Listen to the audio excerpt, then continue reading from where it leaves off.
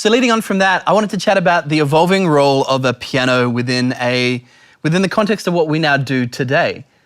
We play in a modern ensemble with bass, drums, singers. There's a lot of people involved. There's a lot of moving pieces.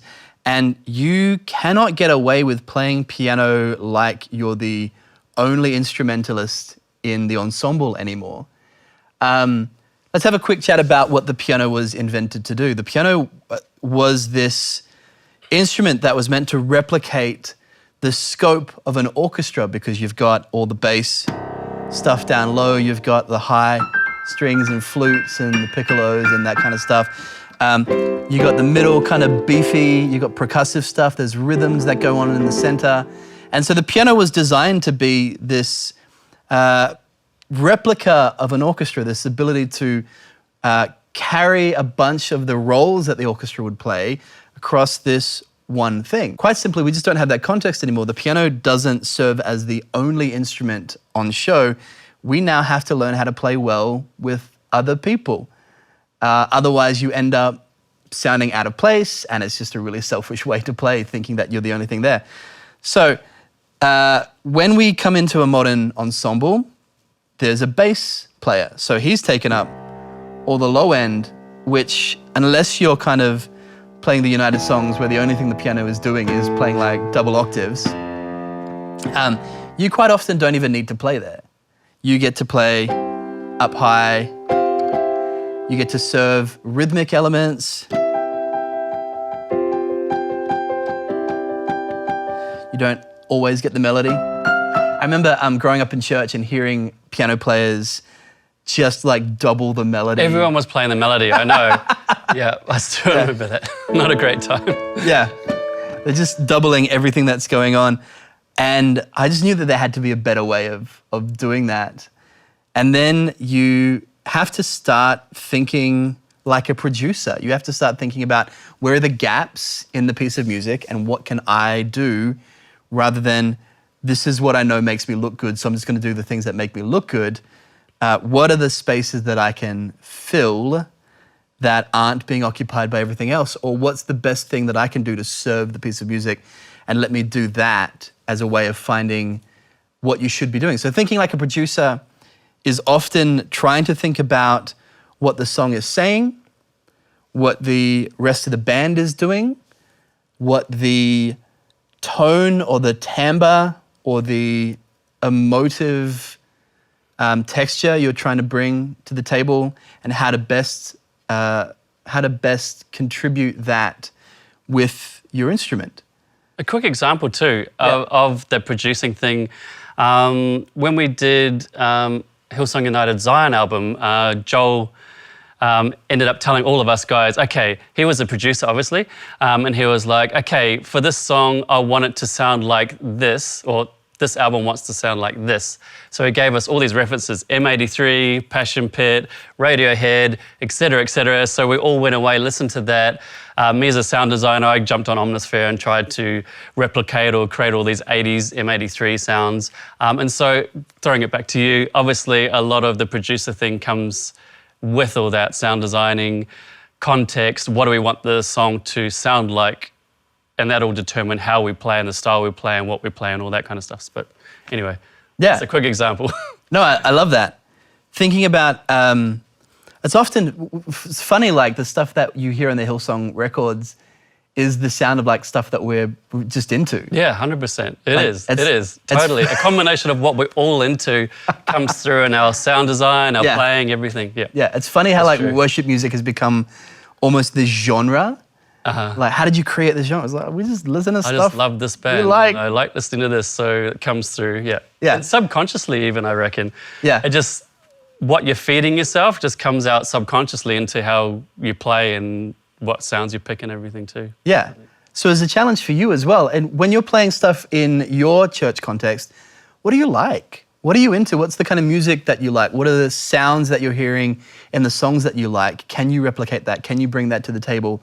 Can you find new ways of playing this instrument that haven't been thought up before because you found them in stuff that you liked and you kind of grabbed that idea and put it into a different context? It's really a playing field once you get to doing what we do. Because worship, I mean, the music that we play, it's 4 chords, 5, It's pretty simple, maybe most of 6. it. Yeah, 100%. But within there, there's so much context for you to be able to bring creativity. Because if there's nothing new under the sun, there's just new ways of presenting it. What if we tried? What if we tried not using our left hand when we played piano parts or synth parts for the songs that we're playing? What are the ways in which you can approach all these 4-chord, 5-chord songs? So another thing about thinking like a producer is trying to make really good choices when you've got 1,000 really good ideas. One of the hardest things is often choosing the 1 or 2 things. One of the hardest things is making the choice to cut really good ideas. And so there are a billion things that you could do, but choosing the thing that serves the song, serves the lyric, serves the emotion is really important. I think about songs like Hosanna. What's the lyric about in the verse? My Jesus, my Savior. that's not who. That's, Is that a different song? that's a. There we go. That's Shout to the Lord. Yeah, that's what we were playing before. In Hosanna, there's a line about coming on the clouds of fire. Yes, that's right. Is that right? Is that the lyric? Okay, yeah, that's the lyric. What does that look like musically? What does that sound like musically? Are you gonna like open up the cutoff filter 100%. to create a sense of like? It's like prosody is what you're playing, backing what the lyrics are saying, or is it actually taken away? Because you can play stuff which is. I still remember, like a quick example. I still remember playing in youth once, and we're doing the song "Be Still" by Reuben Morgan, and the whole song's about "I'll be still and know you are God."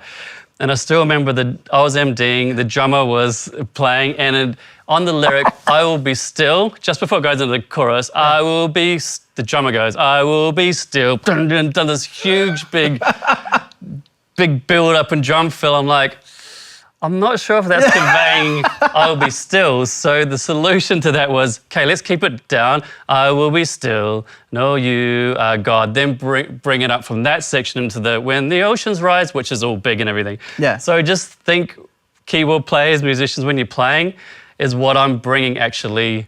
Yeah. Is it backing the lyrics? Is it making the lyrics come alive, or is it actually contradicting the lyrics? Anyway. An example. Yeah, and these are ways in our modern ensemble. These are ways in which you can take these 4, 5-chord songs and reinvent them or rethink about the way that you want to present them. Because if you're just playing,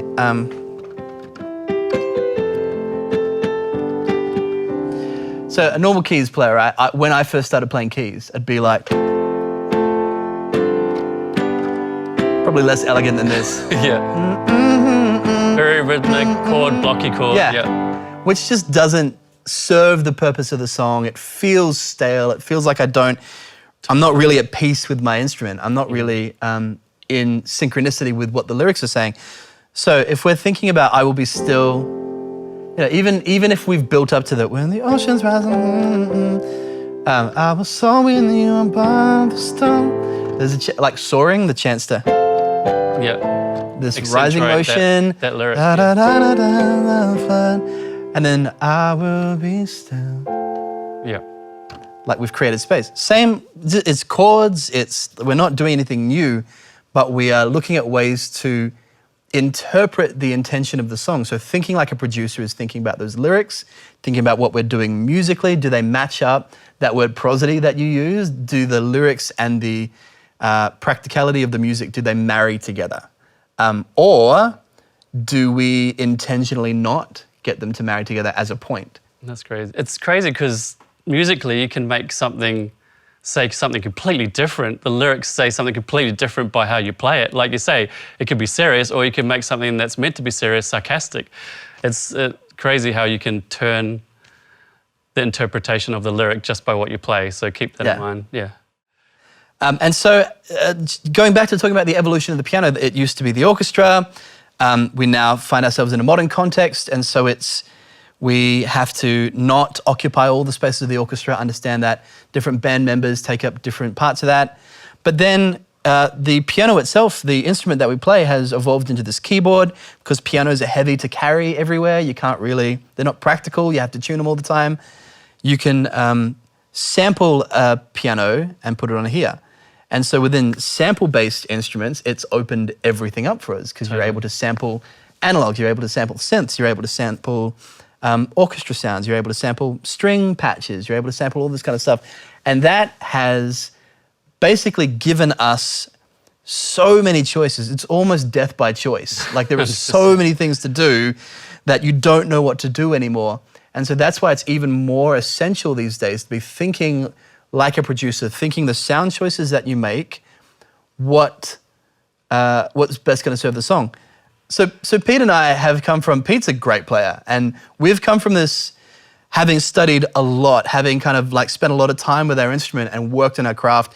And I'd studied a lot of classical music and played a lot and got up to like my grade 8 piano before I realized that I didn't want to be a classical pianist anymore, oddly enough, which is fun now because I kind of want to get back into classical study again. But we've done all this study, and then we get into a church context and it's easy to think, oh, you just want me to play pads. Like I've studied all my life to be a keys player, and you just want me to play like simple chords. Back it right off and play what's needed rather than what you can. Which is a monstrous blow to the ego because like, look what I can do, and you just want me to do this. But B, it then presents to you it's a whole other syllabus. It's a whole other schooling where one was like all the technical stuff that you could do, but now it's thinking about all the sound choices you can make, all the tone choices. Did you want to talk about why you would use the cutoff and not the cutoff, and why you would use brighter pads and mellower pads, and what choices that you make when it comes to that? Yeah. So a lot of the time it's about the song and the song structure. So obviously you have a song that takes a dynamic and emotional journey, and so you're trying to accentuate obviously the biggest parts of the songs, and you're trying to create that dynamic. So the low pass filter is that dynamic for a pad player.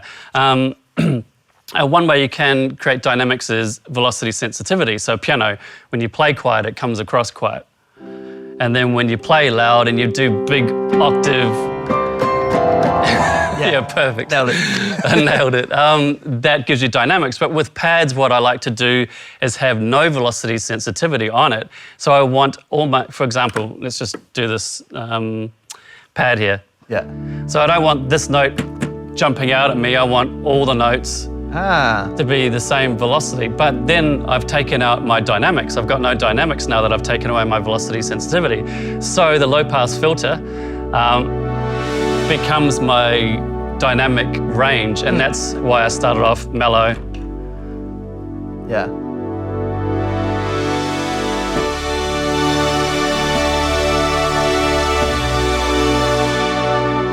And then also layering sounds also creates more dynamics, and that's how I create dynamics with a pad. Yeah. And what kind of lyrics or what kind of section of the song would you be opening up that pad? Where would that be? So that would obviously be the biggest parts of the song. Verse 1 would probably sometimes I don't even play for verse 1. You want it to be sparse. Yep.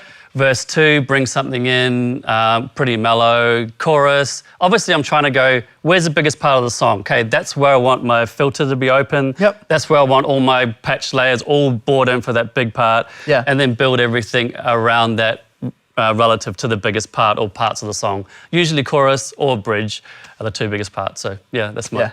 Can we also talk about the fact that like not playing is also a good choice? Oh, 100%. It creates dynamics. If there's nothing there, you've got room to grow. So yeah. But I've studied all these years, Pete. I should be able to play on everything. No. I remember getting the biggest telling off of like my musical life. Was it Peter King? No, it was. I got told off by him, but it was. But like it was instructional though. Mm-hmm. I remember getting told off by drummer Paul Mabry. Oh yeah, he's amazing. He's incredible. But really I got told off by Paul Mabry because I'd been playing as part of Hillsong, but I just hadn't clicked onto like I'd grown up in small church and grown up in small ensemble, and we didn't really have a firm grasp on context or helping set up other people to play their part really well. And so I just hadn't developed this ability to think like a producer.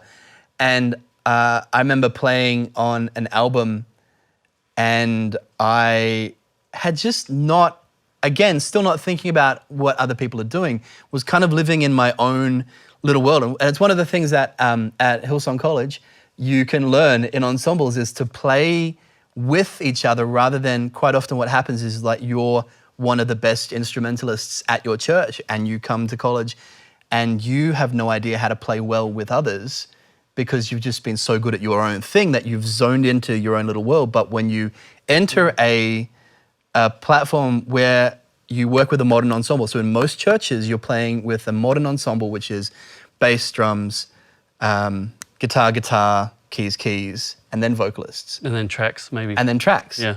And so if you think like, here I am to play my part, you will fail dismally. But if you think, I am a member of this band, I cease to really be me. Once we enter this platform, we are one thing. Because that's what the congregation hears. They don't hear you as a piano player. They hear the band. And ultimately, within church, we're not even really meant to hear us. We're meant to like continue to point people to Jesus. Totally. Which is a whole other thing we can talk about in our other masterclass. But if you think like that you're the only person on the stage, what happens is you get to be like me, where I was just kind of stuck in my own world. And Paul Mabry, who just went, I think that you're using your talent and your gift and your choices to be selfish rather than to play part of the team. And I think we've all been there though. Right? We have to all learn that lesson, yeah, totally. And it was like one of the hardest things to learn, because also I just felt like, he's being really harsh. And then I took it and went, oh no, he's being like 100% correct. And it was like one of those brutal moments of like properly being told off, going, you're just being selfish. You're not even listening to anything that people are doing. Yeah. And I was like, oh, yep, there. he's 100% correct, because I hadn't thought about it. It is a form of selfishness. I'm not thinking about the context that you're playing in, not thinking like a producer, not having a bird's eye view of what's going on is a form of selfishness, because you're so zoned into what you're doing. And we really don't have any space for that in a worship team, but also in the context of like just a modern ensemble. We don't have any space for that, because you aren't serving what comes out. What comes out of the speakers is a stereo feed. Totally. Left and right. If you're going to be like that, the mix engineer is probably going to turn you down. So you're kind of being counterproductive. Like, I want to be heard, and then you don't get heard. So yeah. Why are all these parts that I'm playing not being Yeah. used? Yeah, because why can't I hear myself in front of house anymore? Doesn't work with anything. Yeah. Yeah. Make friends with your front of house guy, by the way. Like, listen to what the front of house guy has to say, because 100%. they hear outside and you hear on the inside, and we don't have. That's not what everyone else who's experiencing the music is hearing. So you have to trust your sound guys. You have to trust your fallback engineers. They have an external sense of sound, and we have an internal sense of sound. Often when we're on in-ears as well, we don't know what's going on. Yeah, it makes it even more difficult to gauge how it's translating. Yeah, Totally. So don't be undisciplined to be like, well, this is how my sound is. You need to like mix me better, because like, this is how much I use my reverb.